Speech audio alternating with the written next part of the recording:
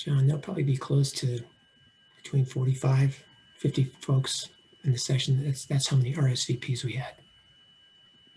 I was looking at that. We'll see. A few more stream in here.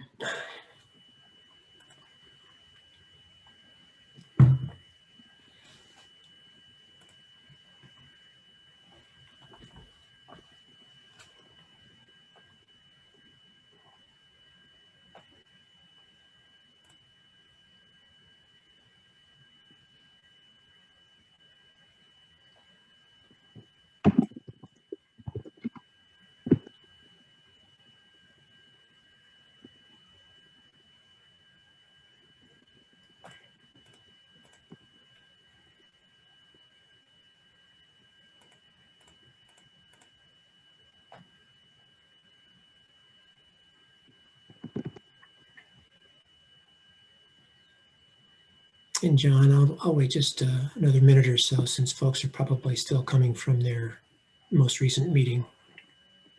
Yeah, that sounds good. I have a little cushion built in, so we should be fine waiting a couple of minutes.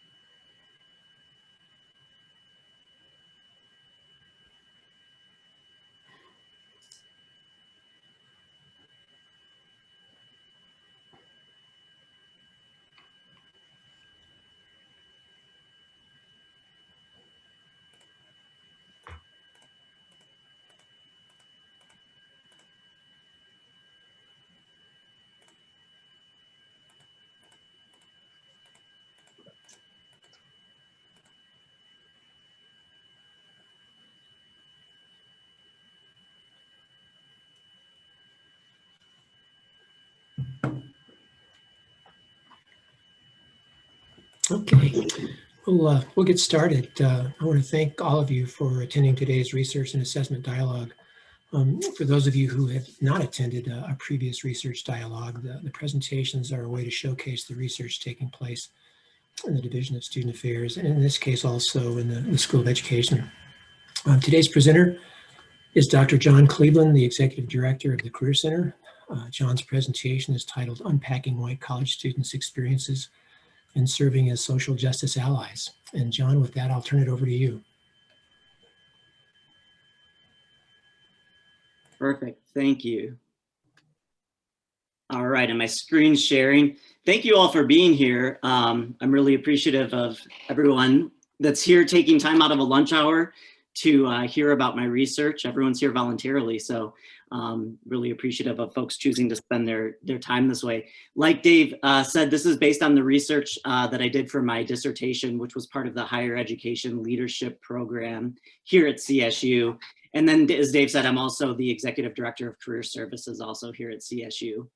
I use he, him, his pronouns. Again, really excited for today, hoping this can be informal, so feel free to ask questions throughout the presentation.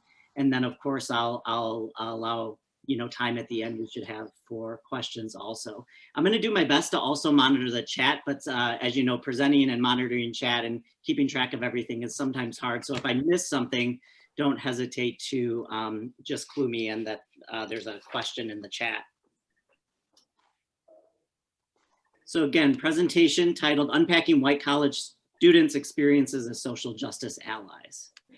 I'd like to start off with a land acknowledgement, recognizing the original stewards of this land that I'm currently sitting on here in my home in Fort Collins, as well as the land that the institution itself is sitting on. So Colorado State University acknowledges with respect that the land we are on today is the traditional and ancestral homelands of the Arapaho, Cheyenne, and Ute nations and peoples. This was also a site of trade, gathering, and healing for numerous other native tribes. We recognize the indigenous peoples as the original stewards of this land and all the relatives within it. As these words of acknowledgement are spoken and heard, the ties nations have to their traditional homelands are renewed and reaffirmed.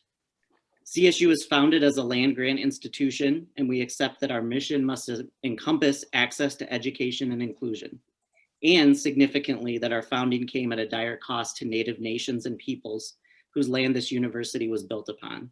This acknowledgement is the education and inclusion we must practice in recognizing our institutional history, responsibility, and commitment. As I said, the presentation is based on my dissertation, and as you can imagine, turning a dissertation into a 40-minute presentation with time for questions is a challenge. And so I've narrowed in on what I think are some of the highlights, some of the most pressing themes that I wanted to share with you all. But again, at the end, if you're curious for more information, I'm happy to share the full dissertation. I came into the doctoral program really wanting to study white college students' social justice allies, and there was a few different reasons for that. I'm a white person, and I believe that white people must acknowledge the role they play in systems like racism and take an active role in dismantling those systems. I found my social justice ally identity in college, and it was really transformative. So for me, it made me a better person, helped me truly see people, better understand their experiences, showed me inequities that I never knew existed, and I think gave me the language to name those systems and engage in social justice. And then last, I think we as higher education leaders, especially white folks, are uniquely positioned to impact white college students in engaging in social justice work. There's a decent amount of research out there about the experiences of white college students, social justice allies, but it's pretty limited when it comes to those allies' experiences with family and friends that are racist, homophobic, xenophobic. And when I've talked about that distinction, it's often resonated with folks that identify as white social justice allies, right? Like the experiences we have on campus and with our current colleagues can be very different than the experiences we have from family, right, in general, and friends from home or before we found our social ally identities. And I was really curious to sort of hear and learn more about that specific experience. So the specific research question I was exploring was, how do white college students, social justice allies, describe their interactions and relationships with anti-inclusive family and friends? One term I want to address right on the front end is my use of anti-inclusive. One of the rightful critiques of whiteness and white people, and a manifestation, I think, of white supremacy is the minimization of racism.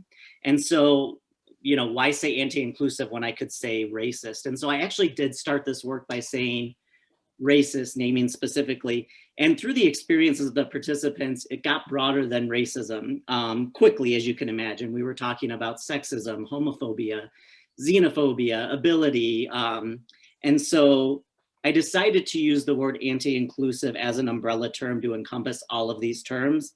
And I want to acknowledge that there were costs associated with that system, specifically not naming those, all of those specifically each time. So wanted to own that and recognize that.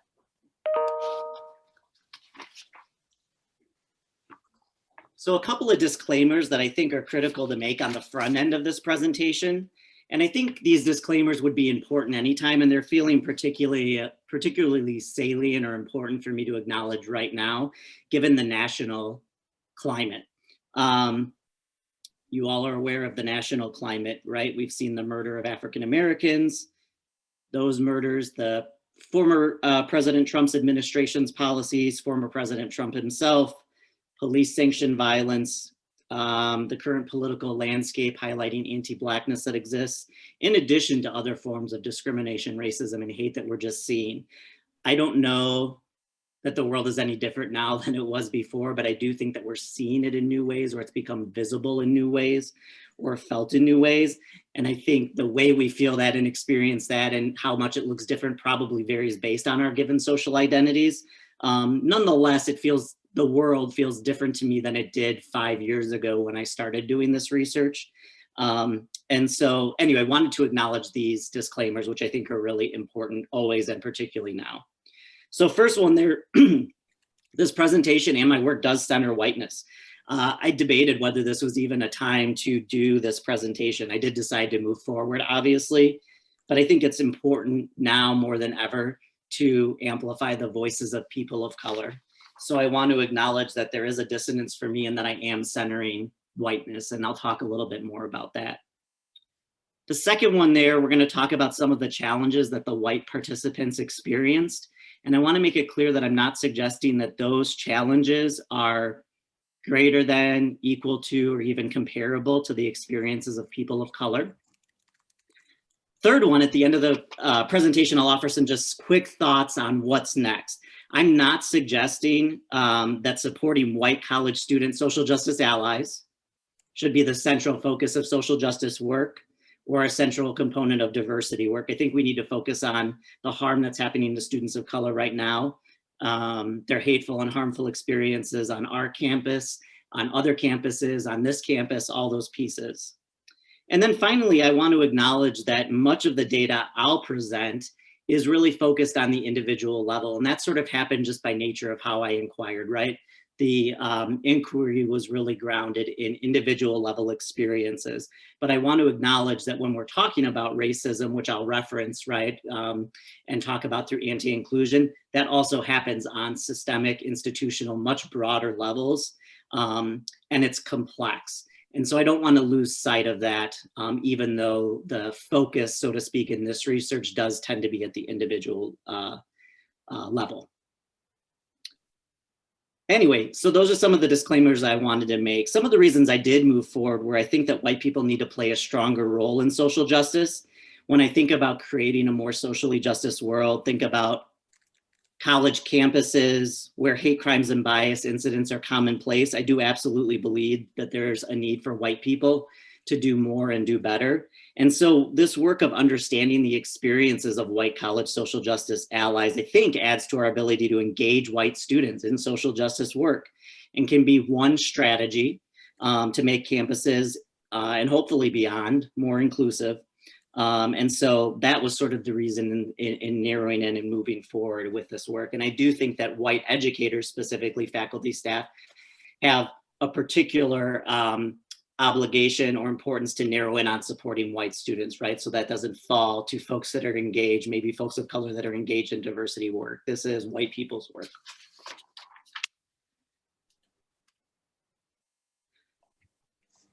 So I'm gonna run through some of the methods and philosophies and different things that I used. Again, I'm gonna move pretty quickly. So if you're a researcher and you want more information about selection criteria or other things, feel free to see the dissertation or ask me for the specific question. I'm happy to address that. The study was grounded in the research paradigm of phenomenology.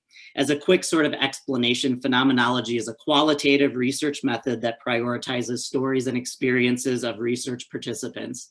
In addition to that, and probably even the more important part, is that it increases our understanding of a specific phenomenon.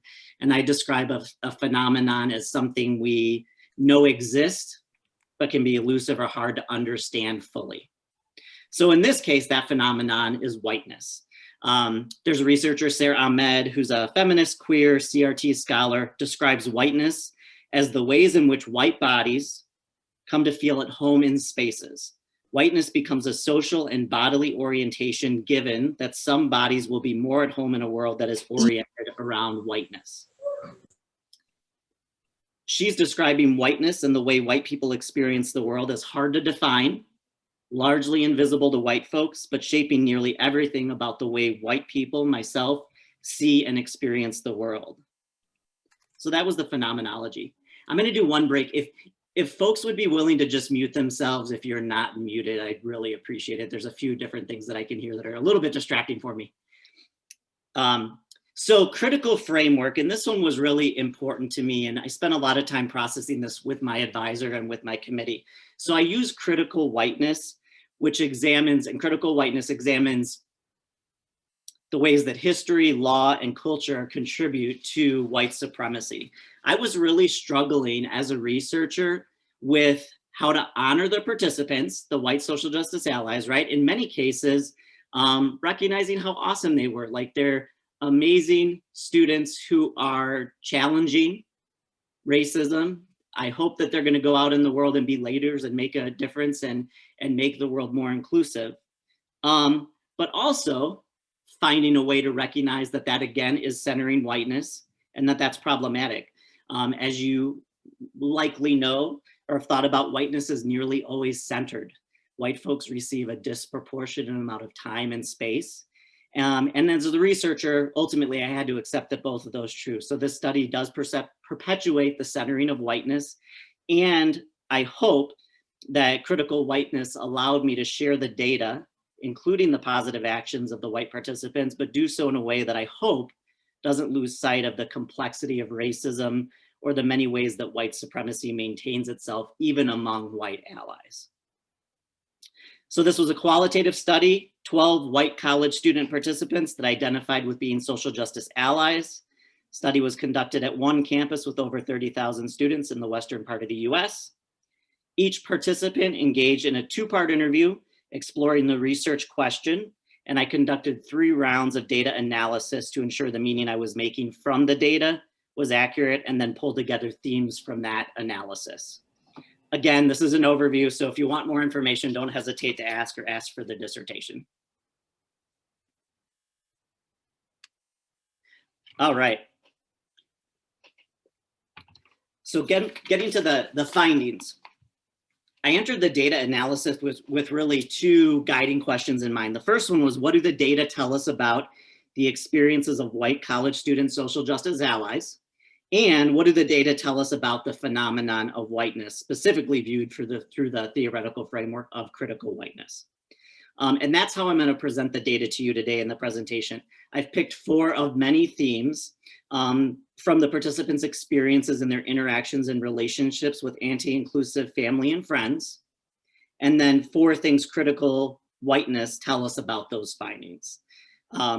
So perhaps not surprising, the participants reported regularly hearing and experiencing anti-inclusion, whether that was racist language, racist actions, homophobia, sexism, xenophobia, comments, behaviors from their family and friends. The first theme was that the participants regularly used their voices to challenge anti-inclusion. It was really with varying degrees of ease they were able to talk about places they had challenged something anti-inclusive.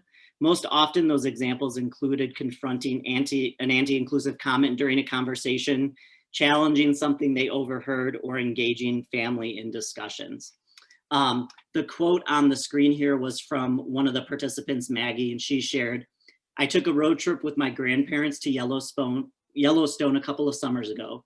When tourists come to America, Yellowstone is a huge national touristic location. We were camping in Yellowstone and there was a ton of Asian tourists. My grandpa kept calling them all Japanese. I was like, that's racist. I was like, they're not all Japanese. Then he said something along the lines of, like, he said, there's so many Japs here, I'm going to need to pull another Hiroshima. I was like, that's not a joke and that's not funny. He was like, why don't you laugh at it? I was like, that's not a funny joke." I'm just offering one quote from each finding because of time, but anything I present as a theme was supported through multiple examples. Again, it was an affirming finding to see that the participants were regularly confronting anti-inclusion. They were regularly using their voices and regularly speaking up. A few sub-themes that I'll share just under this overall theme of regularly confronting. First, the participants expressed little hope of being able to change the anti-inclusive person's mind. And there were really only a few examples where it seemed that that had happened. Second, the participants had identified several tactics they had come to use when confronting others. The most common strategies outlined were to not become too angry or upset, to be inquisitive and not immediately shut the other person down, and to make it personal through the use of stories. And then the third sort of sub-theme I'll share with you all is that when participants did confront something anti-inclusive, it was most common to happen with immediate family as opposed to extended family or friends. And so put another way, when asked directly, most of the participants felt easier confronting those that they had closer relationships with. All right. Another theme was that the participants also regularly did not confront anti-inclusion. And this obviously seems in complete contrast to the first theme, and there was enough evidence to suggest that both were true. And we'll talk more about the implications of what that might suggest when looking at that through the lens of critical whiteness. And so the quote on the screen is from another participant. His name was Bryn. Well, I guess I've been kind of naive and not really pressing family that might have some be racially biased or just racist in general. I don't want that relationship to be different, especially since we're going to see each other a lot. This theme not only emerged from the specific examples the participants provided when they decided not to confront anti-inclusion, I also pulled the theme from missing data. And so what I mean by that is one thing that was noticeable with this was that the participants had lots of examples where they heard or experienced anti-inclusion, but it was much harder for them to come up with examples of times they had confronted something. And so I do think that there was a dissonance there, or a discrepancy that suggested there were many times where participants were choosing not to confront. And so that was sort of also in some ways a conclusion drawn from missing data.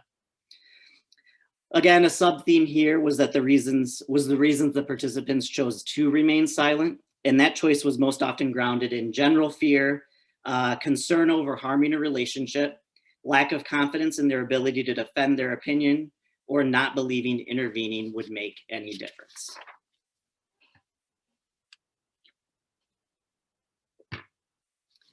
Another theme that emerged from the data were the way relationships with family and friends changed as a result of the participants' social justice allyship. In some cases, that included the loss of relationships, but more commonly, it included the participants feeling less close to others or intentionally distancing themselves from others. So the quote here from John, I think my relationship with him, and he's referring to his uncle, has been impacted. I'm not close to him. In the past, I might have been a little closer, but I just don't even get involved with him. Overall, I think my relationship has been negatively affected by his conversations and his rhetoric. And I think that is a cost of being a social justice ally, is that you're not always going to have people who agree with you, and that you could negatively impact your relationships with your literal family.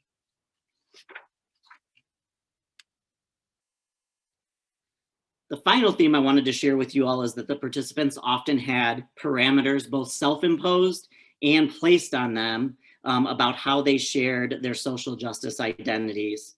And in some cases, the social justice and identities and personal social identities. In some cases, the individual participants chose to limit what they shared about themselves. And in other cases, it was the family that were setting parameters on what they could share. And so this quote from another participant, Maggie, when I came out, somehow my grandma on Facebook found out about it. Then within the next day, the whole family knew about it. It's just unspoken that nobody talks about that, or there's parameters. Like if I have a partner, I don't bring them to family gatherings. Parameters around my extended family, what you can and can't talk about, what you can't do, participate in, things like that. It's very clear for my extended family.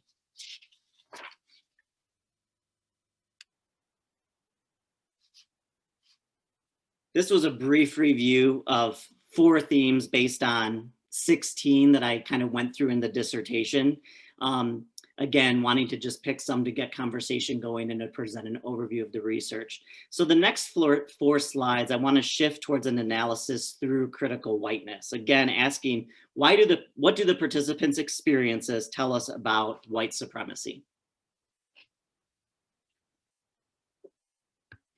There are really many connections that you could make between the participants' experiences in critical whiteness.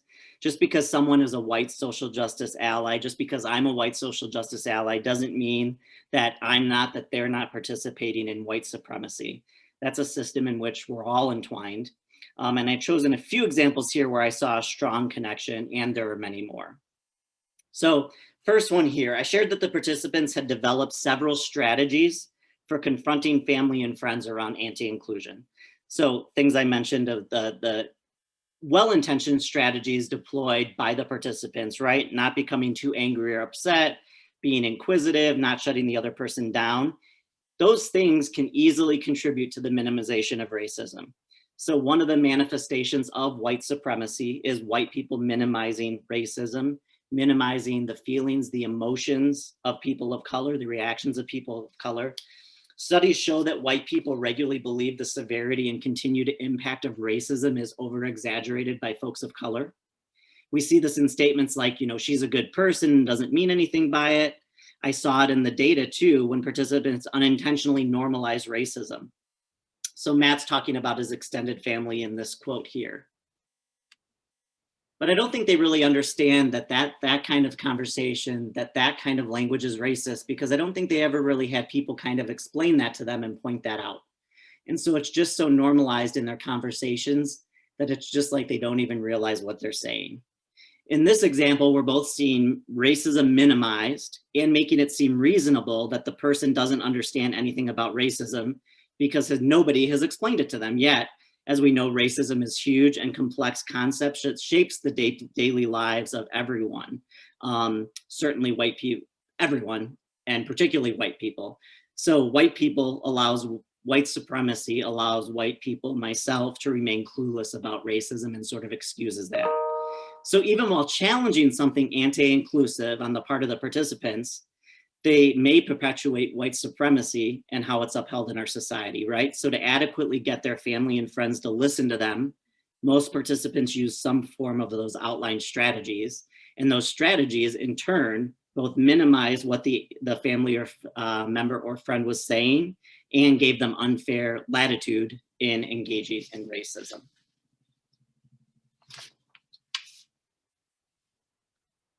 Next one here. So white action refers to the actions white people take when confronting something anti-inclusive. With regards to this specific study, that action was most often challenging an anti-inclusive comment or using a nonverbal cue of some sort to signal disagreement. This was affirming, as white people need to challenge racist comments. The positive actions, right, of the white participants should be acknowledged, should be encouraged. Ultimately, this is what we want, right? More white college students engaging in social justice advocacy, speaking up against anti-inclusion and using their power and privilege to make spaces more inclusive. Again, however, where this intersects with critical whiteness is a reminder that challenging something racist or homophobic or whatever, while good, is a fairly baseline action. Speaking out is only one piece of the puzzle, right? So taking action also includes consistently speaking out, organizing politically, protesting, writing politicians, making social justice centered monetary decisions, doing ongoing and deep self-work, partnering with and amplifying people of color to force change to happen. And some of the participants did offer these examples, however, they were pretty limited. So it's critical to remember that folks of color have been using their voices for much longer, more loudly and regularly not receiving any credit. So I think critical reminds us that white allies' work can't be performative or convenient only. And that's sort of where this quote is getting to. White folks cannot just speak out when it's convenient. That only perpetuates white supremacy.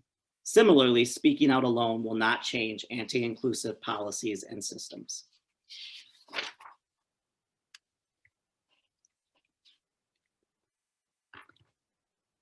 You already heard about the finding that the participants regularly did not speak out when seeing or hearing something anti-inclusive.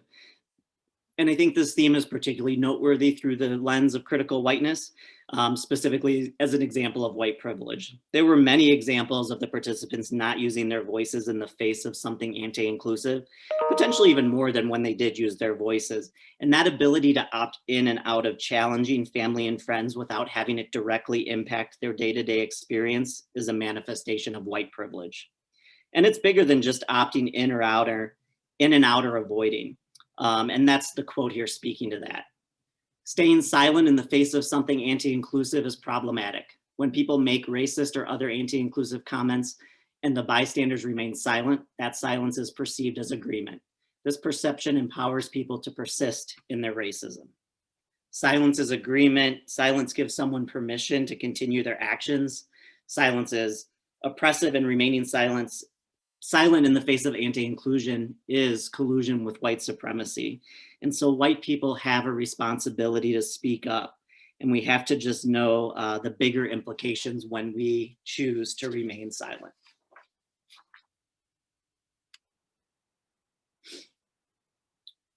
So white supremacy and whiteness contains conscious and unconscious norms and cultural expectations, right? Including unwritten rules for how whites engage with other white people, particularly around social justice.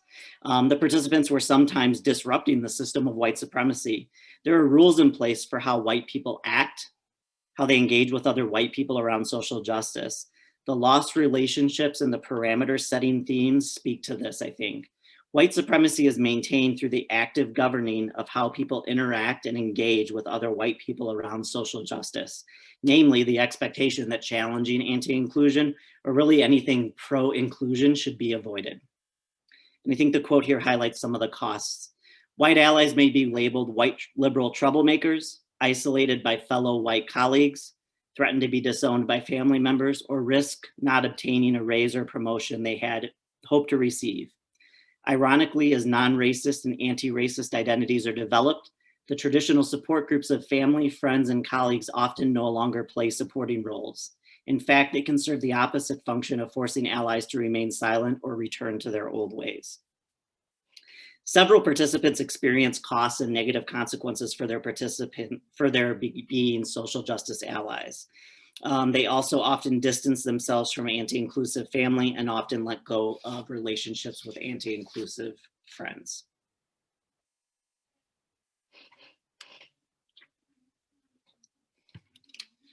So those were sort of the main things that I wanted to present. Overview of 4 themes from the research, and then an overview of 4 ways to interpret that data or think about those data from the lens of critical whiteness. I sort of couldn't help myself but throw in a few additional findings just very briefly. So the first one there, limited positive interactions. There were really very limited examples of anti-inclusive family and friends becoming more inclusive, which was, I don't know, kind of sad and a bit discouraging, quite honestly. My current reflection is that maybe this speaks to some of the political divide we're seeing and experiencing in the US now, and in some ways always. So that was one. Second one there was really a strong theme, and I think important and speaks to a lot of different things, but 11 out of the 12 participants in the study held a marginalized identity. So most commonly around sexual orientation, gender identity, or ability. Many of the participants felt strongly connected, or strong connection between their marginalized identity and their affinity for social justice work, and or their connection to social justice work came about because of their experiences with their marginalized identity. And that is supported in the literature, that there is often a connection between white social justice allyship and holding a marginalized identity. And so it wasn't totally surprising either, but it's not something that I sought out in the research protocol. Third one, religion. Religion was a common place of conflict for the participants. Religion was often verbalized by the participants as holding values that were counter to social justice generally. And that was particularly salient for the LGBT participants, and around just the support of LGBT plus folks generally. Next one, as noted, participants were regularly seeing examples of anti-inclusion, and those examples were most commonly centered on family. One could infer, I think, that the nature of being family with someone forces or is more likely to force an ongoing connection, whereas that's not necessarily the case with friends. And so the participants seem to be very selective in who they maintain friendships with, and it sometimes became more difficult, they felt, for them to make friends. And then last, the participants found it easier to use their voice and confront others when on or near campus. Some participants narrowed in on feeling more empowered on campus and in the campus community generally. And then some participants really narrowed in on specific work environments or organizations or other places where they felt empowered and felt safe.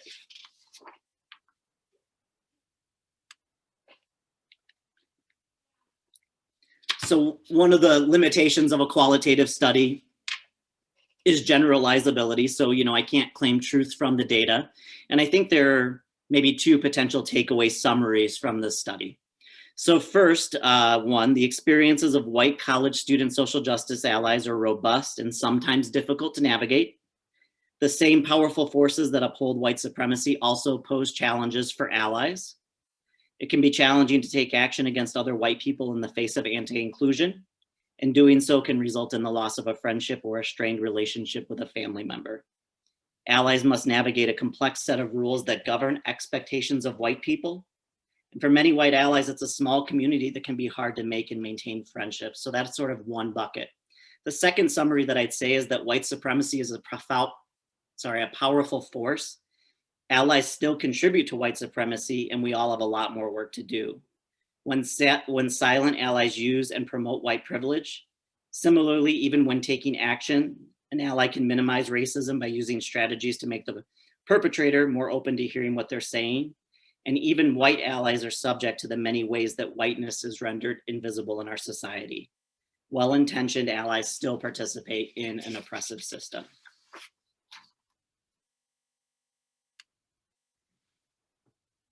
As with most research, the findings beg more questions. And so some of the pressing questions, I guess, that I would say in my mind is, how do we better teach or empower white college student social justice allies to take action consistently? Second there, how do we support white college student social justice allies in the challenges they're likely to face as allies? And then the third one that I threw there, what specific role do marginalized identities play in being a social justice ally? And I think, what are the best practices for reaching white students or engaging white students that don't hold a marginalized ally, a marginalized identity in becoming an ally? It's an important question. I believe that should be my last slide. So that is an overview of the dissertation. Let me look at time here. We have plenty of time for questions or discussions or critiques or anything. So excited to just engage with you all. And again, thank you for being here.